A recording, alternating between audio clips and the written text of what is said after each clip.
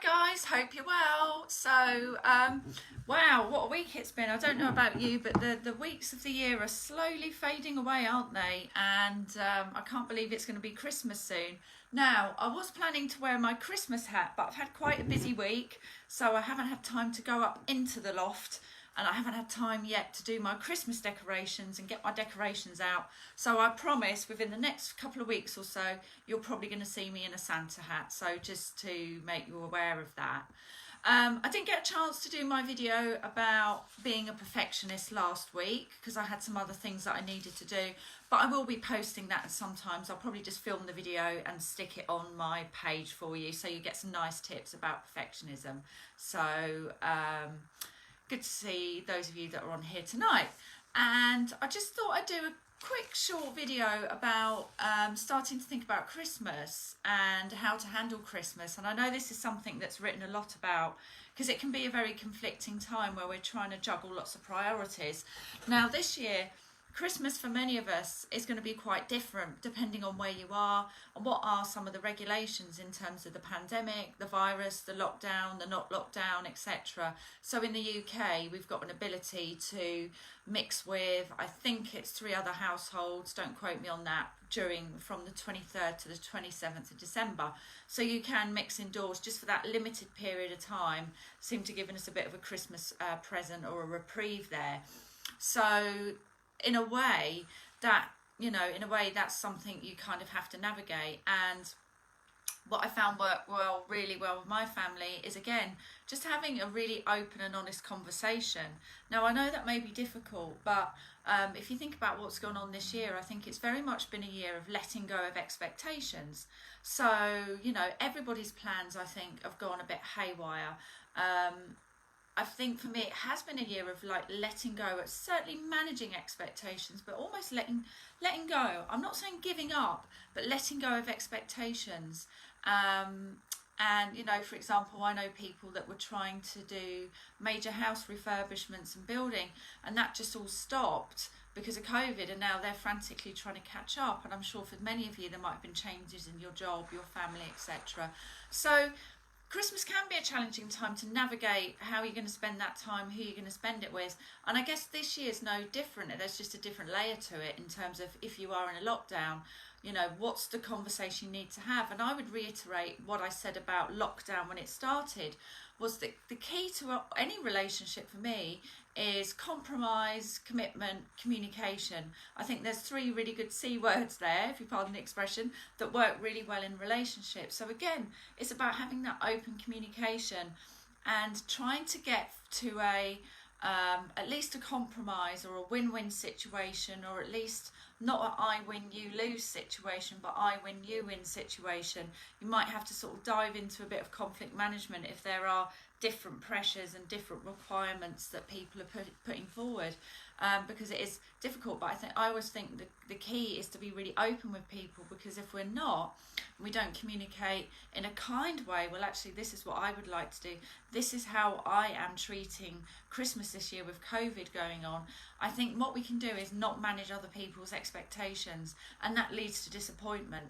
People get very disappointed when their expectations aren't managed, or somebody says one thing and then does another. Now I know sometimes as human beings we're not always very happy to be that open. Sometimes we feel like we need to make other people happy and suppress our own needs. Sometimes we may feel like I just want to make that other person so happy. I don't really want to say what I want to do. I'm just going to hold it back. But actually, I think what I've found is that over time that comes to bite us on the backside, if you pardon the French, because it's not about being blunt. It's not about being direct. It's about communicating with serenity, grace, kindness, all of, however you want to do it, but in a kind way with the people you care about, to make it clear, look, this is where I am with this. This is where I am with this for this year. And in this way, this is what I'm going to intend to do. And actually what I found with my own family is that during this time, I think we've been, because the expectations are different, we have been able to have that really solid open communication to say, look, where are you with this? What are your views? Because everybody's in a very different place, I've had friends asking me out to go out to places, and I'm like, do you know what? I'm just going to stick to the rules at the moment because that feels like the right thing to do. So I think we all have to be sort of very open and very clear about where we are, because it's about our health at the end of the day. And even if the vaccine's been approved, we don't know when that's going to come through, how long that lasts for. There's a journey to go there. So I would always advocate for clear, honest and open communication, and be mindful when you're talking to people about Christmas, and then Christmas in the context of COVID, that there might be some sensitivities there, and sometimes we might have to say something that the other person doesn't want to hear, but it's about how we say it with care and compassion. And if you're not sure where somebody is with Christmas this year, ask questions. Come from a place of curiosity rather than trying to mind read or second guess what the other person is saying. And if it does get a bit fractious, just say, look, hey, hang on a minute, maybe we should just take a time out, let's regroup when you've had a chance to think, or perhaps we've all calmed down a bit. So, we have got a unique situation this year, and it is really time to take stock and think about what you want to do for the festive season, and maybe letting go of expectations, as I mentioned. The one thing that I find really interesting, is it just me being cynical, but like there's many adverts this year telling us to buy food, do this, buy presents, and I've just found that really kind of interesting as a human, in terms of there's just been so much happening this year with people's friends, people's families, the amazing stuff that's been done in the community to help, industries helping other industries, neighbours helping neighbours. And I've just been so surprised this year that some of the adverts are still about buy food, stuff your face. And I've just found that really interesting, because it's like, this year hasn't been like any other year for any of us, or for many people. They've gone through some really challenging times. So that's just amusing that I've just been noticing the last few days, and it's almost like nothing's changed, and maybe for some people it hasn't, but for a lot of people it has. And I think we have to recognise that, and recognise change can be uncomfortable. And it's almost like we want Christmas to be exactly the same. The TV adverts are even telling us this, but it's not the case for many of us. So it is unique this year, definitely unique, but perhaps an opportunity to think about how you communicate your needs, your wants, where you are with the virus. So, and just think about the conversations you need to have and how you have them, and don't be scared of having them. A lot of people will shy away from conflict because they're scared of conflict, and actually that's not always the best thing to do, because I've certainly had situations where people, I can tell, some people feel like just expressing their opinion is conflict. That's not conflict, that's healthy. That's creating a healthy dynamic between two people. But sometimes people try and hide away from it. And when they do that, it builds up all these resentments and you owe me type mentality, and builds up lots of tension that doesn't need to be there at all if you can just be open and honest. So, yeah. And also, so that's the thing about managing your time with other people, and perhaps you have been through a bit of a weird time with work and family, and this is a time to really make sure that we still stay centered and strong, and we're not off balance by other people. Some of the ways you can do this is by trying to find things that you're grateful for every day, and think about those moments where you're really happy. How can you introduce those into the festive season? It doesn't need to be about stuffing your face and buying presents if that's not going to be possible for you. It might be about those small moments of gratitude. We call them small moments of peak flow as well, where you're doing stuff that you really enjoy. Perhaps a walk in the fresh air. Perhaps if you've got a dog, taking your dog for a walk. Maybe it's having a Zoom conversation with your family rather than being able to spend the whole Christmas with them.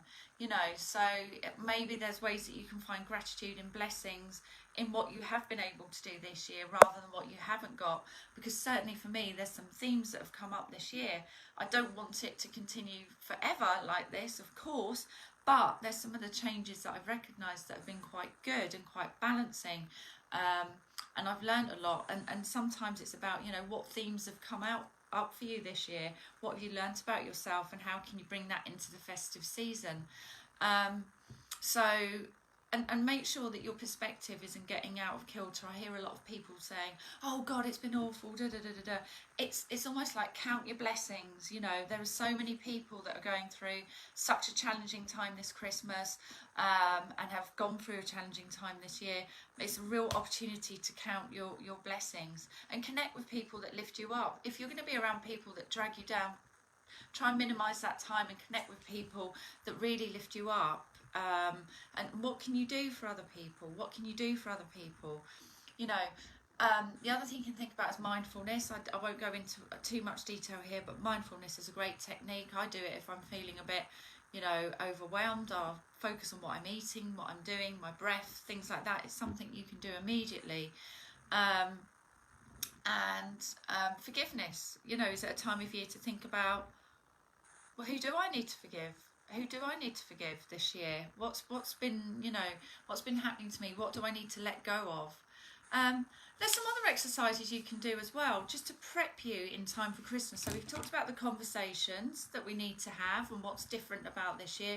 Talked about a couple of things around the mindset, but also there's a couple of other things you can start to do now to really get yourself sort of trying to think about Christmas and stepping into enjoying it if you can. Just being when you are in the run up to Christmas and at Christmas, and if it feels a bit pressure, just do a regular check-in with yourself. Notice how you feel and be aware of what is your stuff. You know, your stuff is sometimes what triggers you. You kind of get this reaction inside. What is your stuff and what is somebody else's stuff? So if somebody's taking something out on you, that's not saying you can play the victim, but perhaps they have got an issue with something, you know, it's their problem, they're losing their temper. Then make a clear distinction between the stuff that you know is the things that really trigger you and upset you, and what is it about somebody else's stuff. And don't take responsibility for it. Just take a deep breath, manage your time around that person, give them time to cool off. And remember, what people say and do is more of a reflection of themselves. It's not about you. So if somebody is having a bit of a go at you, it's usually something to do with themselves. Usually there's a bit of, maybe even a bit of a fear, a worry. So sometimes that's when people lash out. As hard as it is, sometimes behind that anger or that whatever's happening, that difficult situation, there's some fear there. There's something going on for them. So it's more often about themselves, not you. So don't take that on about yourself. The other thing you can do is, why don't you try before Christmas writing down your worries? Just write them all down without editing them, and then consider how realistic are they. Sometimes when we write things down, they lose. Sometimes we have things whirring around in our mind, and when we write things down, those worries lose their power, because it's a physical act, it's an energetic act of writing things down. And think about how realistic those worries are. Think about what you can do now and what you can do over the coming weeks to feel calmer, stronger and more centered in yourself about your worries. Then then think about how likely is it are these worries to occur, how likely is it, and what's the worst that could happen. And then create another list or another section about the things you really, really enjoy doing and what you really, really enjoy about this time of year. So this is a really good way of balancing and really facing up to what's worrying you, what's the worst that could happen, what could I do, you know, how realistic is this, what would my best friend do? You can ask yourself those sorts of questions, and then think about, what can I do to make myself feel a little bit better. You know, you could even write down, what is it I don't like about Christmas? What is it I do like? And then find a way of mitigating the stuff that you don't like. Is it the arguments? Is it like the overeating? Then find a mitigation plan for Christmas so you don't get into that sort of slumpy kind of place. And I'm not talking about relaxation, but a kind of disempowered state, if you like. So there might be a lot that you don't like about Christmas, but don't forget about the things that you do like. And it may not be about presents, it may not be about food, it may not be about family even. It may well be, I enjoy, you know, having the time off of work. I enjoy walking out in the crisp fresh air at this time of year. So think about the things that you do like. You don't have to conform to what Christmas is for everybody else. And do some nice stuff for yourself. What would that be like for you? So the answer to that last question is going to help you feed this bit. Actively do some stuff. I know we're a bit restricted, but there's a lot online. Shops are now open in the UK.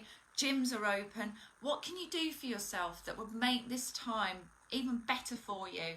Or if it's a bit stressy, just a little bit better, you know, rather than gritting your teeth until it's over. Start creating a bit of an action plan around it. Think about how you can make this better for you, and maybe even wonderful for you if you feel like, actually I like Christmas on the whole, but there's some stuff that could be better. For some of you that are like, I'm a Grinch, I hate Christmas, what is it you can do for yourself to get yourself to a better position, rather than sort of taking it out on other people, that kind of thing. And if you feel you're in a stressful situation and you're not coping very well, give yourself a moment, take deep breaths, go for some fresh air. I've done that myself when I feel triggered, when I feel like, okay, I just get some fresh air. This year tells us we are not, as human beings, designed to be cooped up in one place. So just take some really, really slow, deep breaths. Notice your surroundings in detail using one of your 5 senses at a time. You know, maybe it's about the smell of the food, maybe it's about the smell of the Christmas tree, maybe it's about going outside, you know, and maybe it's hot chocolate, who knows, but really engage all 5 of your senses. And if you need to take a break, go for a walk, and you feel yourself, just think about some of those questions I asked you earlier about what's going to help you, what's your plan for Christmas. You know, if you're a Grinch, how do you make it bearable? If you're not a Grinch, how can you enjoy it even more, given the circumstances that we're in? But do engage the 5 senses, you know, and what can you smell? What can you hear? What can you see? What can you feel? What can you taste? Why not try to mindfully open your Christmas presents? I know that's difficult because usually I just like to go and rip them open. So, you know, but if you need to, physically remove yourself for a moment, go to the bathroom, go outside, go for a walk. We know this year we are not designed to be cooped up like this. And think about where I started this video. Where did I start this video? How would it be for you to communicate your needs to other people? Could you let somebody you know that you're not feeling great at the moment, you need some time out, you need a hug, or you need to not talk about this awkward situation, whatever that is right now. Have a plan to communicate these things. Don't try and sit there and think, I've got to be all like bells and whistles and happy and jolly and smiling because it's Christmas. Great if you are, you know, but it does come back to that communication point that I started this video with. So yeah, so that's giving you a few tips on, you know, how you can sort of start to cope with Christmas. I started off outlining conversations you can have, particularly in this time where Christmas might be a bit different. How about not to put pressure onto yourself, how to work through your worries, and then how to communicate your needs and be mindful and do some things that might elevate you during this time if it's feeling a bit of a funny time for you. As I said, I didn't get time to do the video on perfectionism. I'm aiming to do that over the weekend, either as a live or to stick it on my page. But thank you for watching. If you've got any questions or queries, then just drop me a direct message as always, and let me know if there's any subjects you would like me to cover. Anyway, have a great weekend, everyone. Take care. Bye.